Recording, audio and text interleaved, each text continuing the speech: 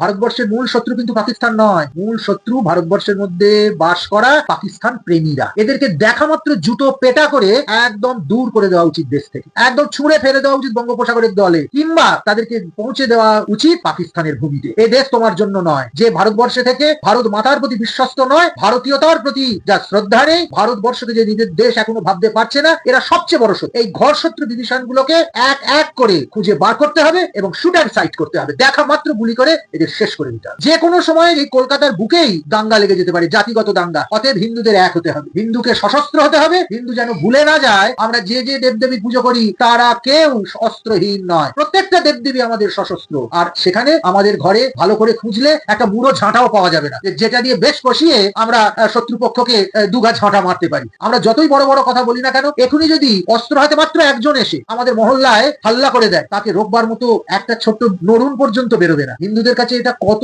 বড় নিরাপত্তাহীনতা, হিন্দুদের কাছে এটা কত বড় কাপুরুষতা, সেটা আমরা ভেবে কখনো দেখছি না। অতএব হিন্দু, তুমি যদি বাঁচতে চাও, তুমি এক হও, তুমি সশস্ত্র হও। তুমি যেখানেই অন্যায় দেখবে, যেখানেই মুসলমানের প্রভাব দেখবে যে তোমাকে দাবিয়ে দিচ্ছে, দমিয়ে দিচ্ছে, তোমাকে ঘর ছাড়া, কৃষ্টি ছাড়া, সংস্কৃতি ছাড়া করবার চেষ্টা করছে, সেখানেই গর্জে ওঠো, সেখানেই প্রত্যাঘাত করো। আঘাতে আঘাত হাত, বারবার বলেছেন কবি। অতএব ক্ষমা যেখানে ক্ষীণ দুর্বলতা, সেখানে ক্ষমা দেখিয়ে লাভ নেই, সেখানে আঘাতের বিরুদ্ধে প্রত্যাঘাত করতে হবে।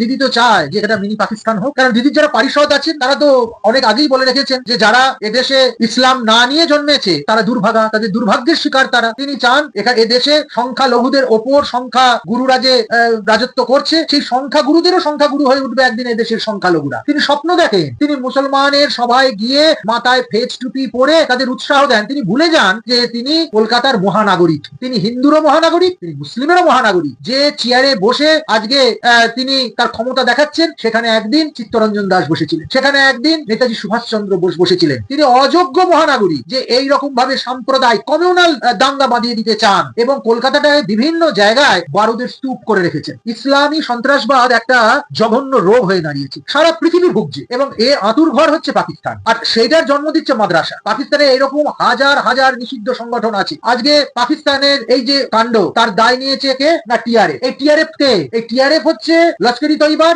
ছায়া সংগঠন। এইরকম মারাত্মক কয়েক হাজার সংগঠন পাকিস্তানের মাটিতে তাদের শিকড় গেড়েছে, সেখানে তাদের ট্রেনিং চলছে, সেখানে তাদের সমস্ত রকম কার্যকলাপ চলছে। সেখান থেকে হাজার হাজার উগ্রপন্থী যুবক ছড়িয়ে পড়ছে সারা পৃথিবীতে, বিশেষ করে ভারতবর্ষ। ভারতকে শেষ করে দেবার চক্রান্ত প্রতি মুহূর্তে হচ্ছে। আর থেমে থাকবার সময় নেই, আর মুখ বুঝে, আর সেকুলারিজমের বার্তা দিয়ে, আর ধর্মনিরপেক্ষতার বাণী দিয়ে থেমে থাকলে হবে না। এখন আঘাতের বিরুদ্ধে আঘাত করতে হবে, দরকার হলে মাটিতে মিলিয়ে দিতে হবে, মাটিতে পুঁতে দিতে হবে।